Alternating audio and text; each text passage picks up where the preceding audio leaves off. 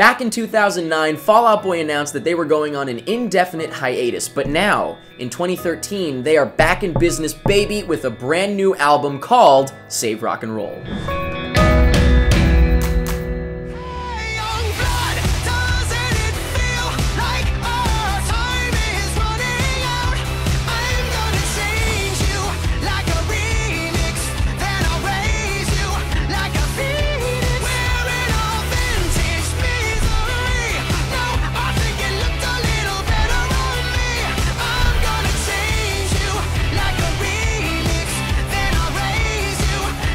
When Fall Out Boy announced that they were going on an indefinite hiatus back in 2009, I wasn't too shaken up by it because, you know, as much as I would like them to stay together and continue making music in case anything really sticks, nothing had been sticking for a while, for me at least. From Under the Cork Tree was the last one that was just boom, wow. And then after that, you know, I still enjoyed the music they put out, but less and less. You know, it was definitely not as an impactful experience for me as From Under the Cork Tree was. But in 2013, when they announced that they had already finished an album in secret, which I think is awesome, I love when that kind of shit happens, and that they were back together, going on tour, doing the whole thing, Fall Out Boy is back, I gotta be honest, I was a little excited, and I was looking forward to Save Rock and Roll. Now, I've given the album a few listens, and I have to say, I think it's good, but just good. I don't think it's great.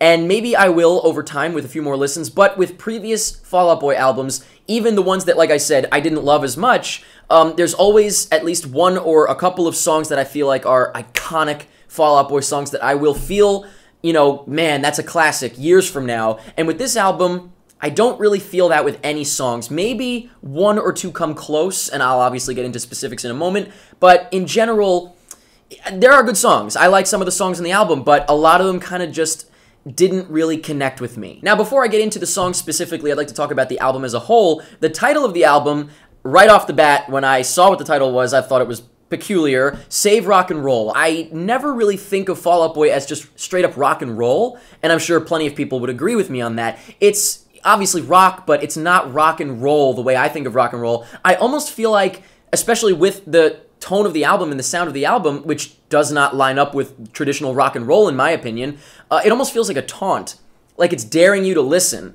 Because they're saying they want to save rock and roll, but this isn't traditional rock and roll. And so I think that's interesting, and I kind of appreciate that it's almost like, it's like them's fighting words right there. Anyone that's looking for traditional rock and roll and sees this album title is, I don't think they're going to really like it that much, or maybe they'll appreciate it, but it's definitely interesting. There's also sort of a hip-hop vibe to the album, not in every single song, but in some of them, and I have to say I have no problem with that. I imagine plenty of people might, but the only problem I have is that Big Sean, who's on one of the songs, sounds like a clown.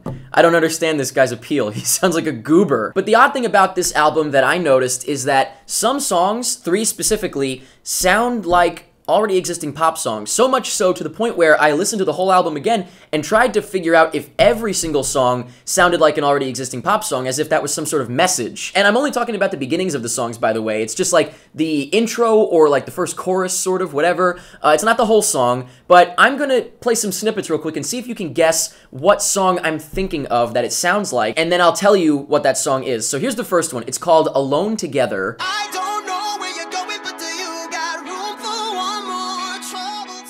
And I think it sounds like Iyaz or Sean Kingston, specifically Iyaz, that song remix, I guess. I think that was what it was called, a replay. Sounds just like that. Next up is a song called Just One Yesterday. I thought of angels choking on the halo. And I think it sounds just like Adele. You don't hear that? Am I the only one that hears this? And finally, Young Volcanoes. Tonight.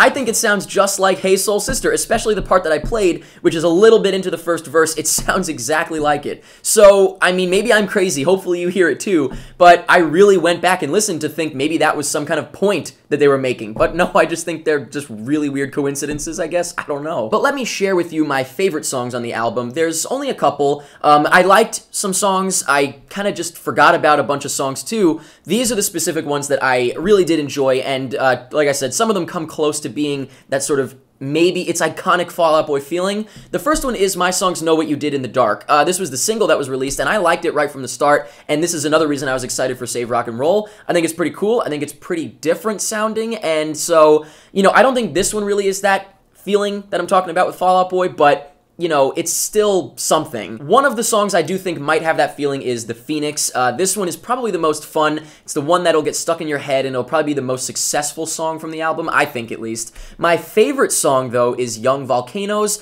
This one might be that Fall Out Boy song that I remember from this album just because I love it so much. I think the chorus is amazing. The rest of it's good, but the chorus is amazing. The lyrics are a little bit iffy to me, of the chorus at least, but just the feeling of it, and I love how the "We Are" starts coming in, like, overlapping. Very, very cool. An honorable mention is Rat-a-Tat, which I think I would like more without Courtney Love on it. I just feel like she's kind of awkward on it. Maybe it's just the fact that she says, "It's Courtney, bitch," at the start.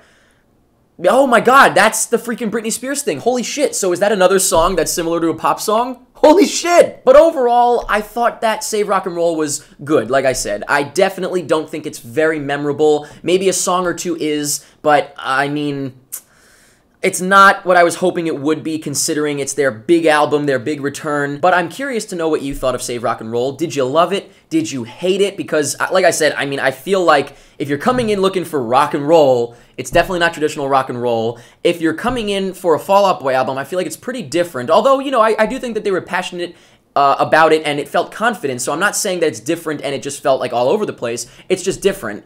I'm definitely curious to know what Fall Out Boy fans think. Let me know what your favorite song is. Let me know what you think about the pop song thing I brought up. Weird. Maybe I'm the only one that hears it. Let me know anything that you want about Save Rock and Roll, and that's pretty much it.